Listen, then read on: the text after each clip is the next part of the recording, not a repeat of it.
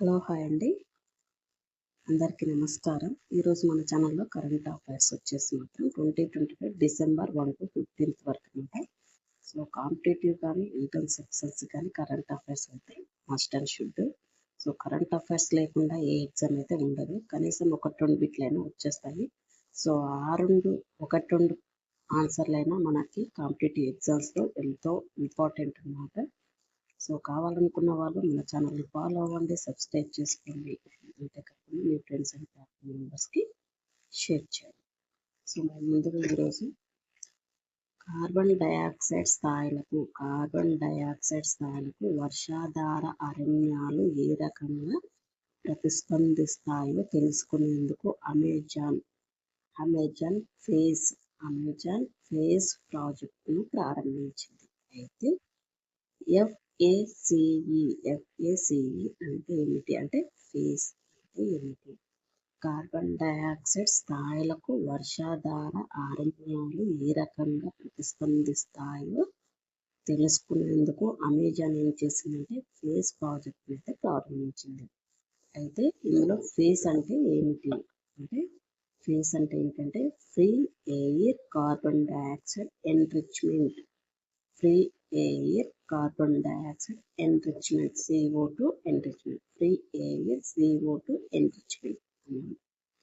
Next one వచ్చేసి ఇటీవల అంతర్జాతీయ వైరస్ నెట్వర్క్ సంస్థ అమెరికా ఖండంలో మరో 3 కొత్త అత్యున్నత ప్రతిభా కేంద్రాలను అయితే ఏర్పాటు చేయడం జరిగింది. అయితే ఈ అంతర్జాతీయ వైరస్ నెట్వర్క్ను ఏర్పాటు చేసినటువంటి ప్రసిద్ధ వైరాలజిస్ట్ ఎవరు అంటే రాబర్ట్ కాలో గారు ఈ వైరస్ నెట్వర్క్ అంటే ఏర్పాటు చేయడం జరిగింది. అయితే ఈ నెట్వర్క్ ద్వారా ప్రపంచంలో ప్రసిద్ధ వైరాలజిస్టులను సమైక్యపరచడం ద్వారా వైరల్ వ్యాధుల రంగంలో పరిశోధన, శిక్షణ, సమన్వయం ఏర్పడేలా చేస్తుంది. సో ఈ నెట్వర్క్ వల్ల ప్రపంచంలో ఉన్నటువంటి ప్రసిద్ధ వైరాలజిస్టులు ఉంటారు కదా, వాళ్ళందరినీ కూడా సమైక్యపరచడం ద్వారా వైరల్ వ్యాధులకు సంబంధించినటువంటి పరిశోధన కానీ శిక్షణ కానీ సమన్వయం చేయడం జరుగుతుంది. సో నెక్స్ట్ వన్ వచ్చేసి భారత జాతీయ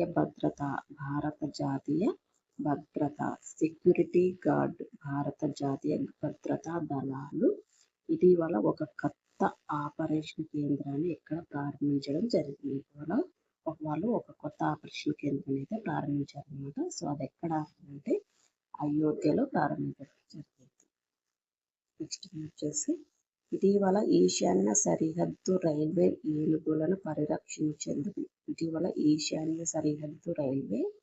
ఏనుగులను పరిరక్షించేందుకు అంతేకాకుండా రైలు ప్రయాణాలు సాఫీగా సాగాలని ఇంట్రూజన్ డిటెక్షన్ సిస్టమ్ పేరుతో వ్యవస్థను ప్రారంభించింది.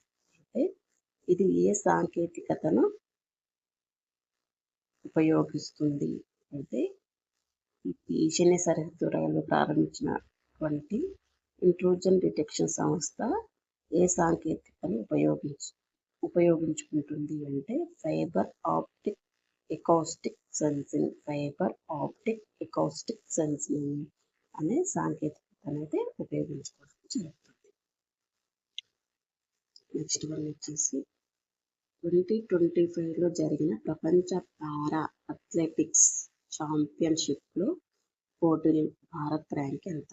2025లో జరిగినటువంటి ప్రపంచ పారా అథ్లెటిక్స్ ఛాంపియన్షిప్ పోటీలలో పాల్గొన్నటువంటి భారత్ ర్యాంక్ ఎంత అంటే 10వ ర్యాంక్ అనమాట. సో అయితే ఈ ఛాంపియన్షిప్ పోటీలలో మొట్టమొదటిసారిగా 22 పథకాలు సాధించి 10వ స్థానంలో నిలవడం జరిగిందంట భారత్.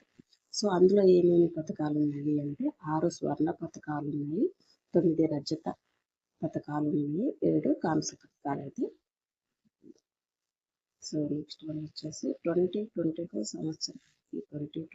సంవత్సరానికి భౌతిక శాస్త్రంలో నోబెల్ బహుమతి ఎవరికి లభించింది అంటే అమెరికాకు చెందినటువంటి John Clarke, Michel Devoret and John Martinis.